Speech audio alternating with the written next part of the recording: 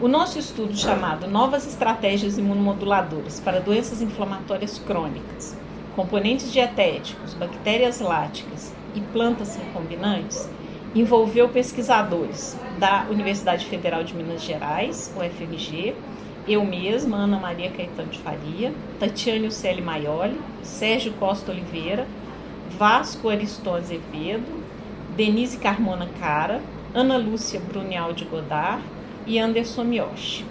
Da Universidade Federal de Ouro Preto, Joana Ferreira do Amaral, da Universidade Estadual de Montes Claros, Unimontes, Mariléia Chaves Andrade, da Universidade Federal de Viçosa, Wagner Campos Ottoni, e da Fiocruz, do Rio de Janeiro, Adriana Bonomo e Marcelo Barcinski.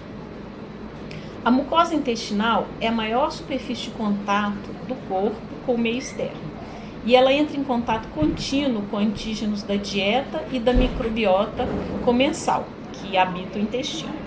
O desenvolvimento de doenças inflamatórias intestinais envolve distúrbios nos mecanismos de imunorregulação que ocorrem nessa mucosa, que regulam a inflamação. Nessa figura, nós podemos observar a diferença do intestino num cenário de homeostase ou equilíbrio e de um intestino com a perda, onde ocorre a perda desse equilíbrio.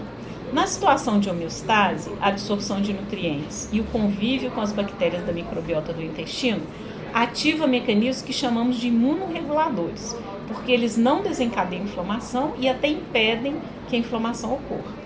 No entanto, em situações de perda do equilíbrio, por exemplo, em condições de doenças como a colite, a mucosite, a artrite ou a diabetes, que nós vamos estudar nesse projeto, o intestino apresenta alterações nas células epiteliais que formam a barreira que recobre o intestino. Isso resulta em aumento da permeabilidade para componentes bacterianos, como por exemplo o LPS, e esses componentes, quando eles penetram o corpo pelo epitélio do intestino, eles ativam as células imunes que se encontram nesse local, levando à produção de mediadores, que são chamados de citocinas, com ação inflamatória.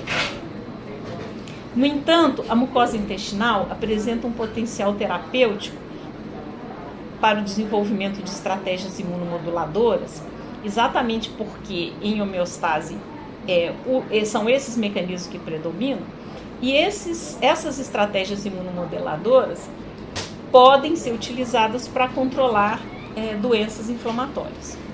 Por isso, nós resolvemos estudar o efeito dessas estratégias imunomoduladoras na prevenção e tratamento de doenças inflamatórias crônicas, tendo como base a utilização da via oral e seus mecanismos reguladores. Para isso, foram pensados diversos agentes moduladores que poderiam exercer essas funções de imunomodulação da inflamação. Por exemplo, bactérias do gênero Lactococcus, produtoras da proteína HSP65. Dietas sem proteínas inteiras, compostas por aminoácidos ou peptídeos. Os efeitos antioxidantes do açaí. Antígenos associados com probióticos, como as bactérias Lactococcus lactis, e espécies de alface recombinantes que expressam a proteína humana HSP60.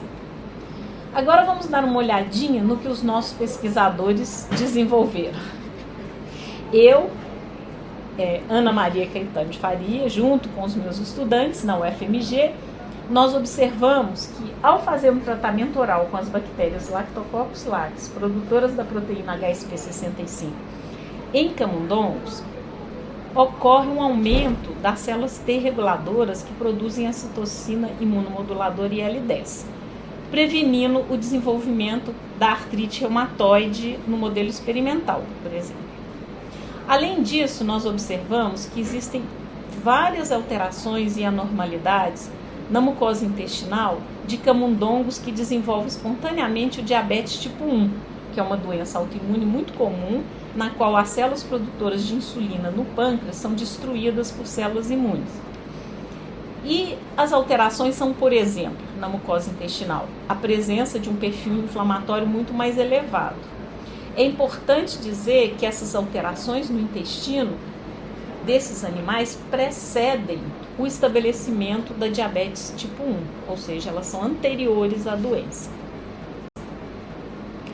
outro estudo, realizado junto com o pesquisador Sérgio Costa Oliveira, também na UFMG, nós observamos que os sensores citosólicos Sting são necessários para a homeostase intestinal e para o controle da inflamação no intestino.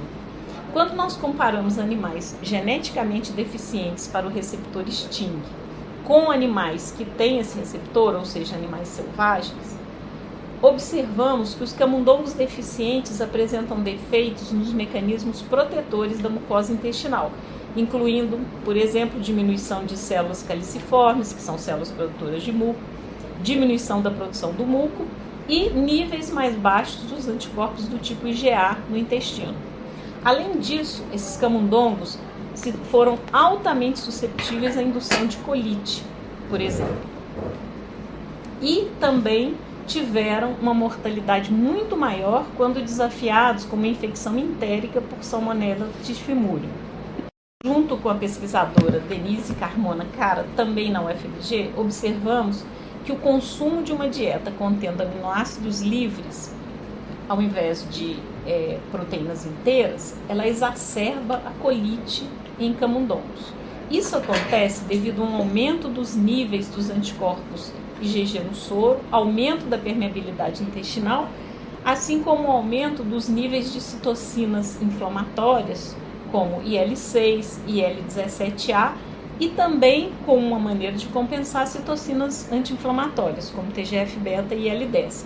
Isso ocorre tanto no intestino delgado como no intestino grosso desses animais. Entretanto, quando associada à rapamicina, um medicamento que inibe a ativação do mTOR, que é um fator de transcrição que ativa a proliferação das células, o efeito dessa dieta na exacerbação da colite, ele diminui. Então, ele previne o efeito exacerbador da dieta na inflamação do intestino, mostrando então que os aminoácidos provavelmente agem ativando esse fator de transcrição que é o mTOR. Por fim, a professora Joana Ferreira do Amaral, da Universidade Federal de Ouro Preto, fez um estudo no qual ela estudou o efeito do açaí e mostrou que o açaí promove a regeneração do tecido jejunal do intestino, promovendo a melhoria da resposta antioxidante na mucosite induzida por 5-fluoracilo. Vários outros estudos foram realizados e muitos artigos foram publicados dentro do escopo desse projeto. E esses artigos publicados com esses estudos estão todos disponíveis nos links que estão sendo mostrados aí no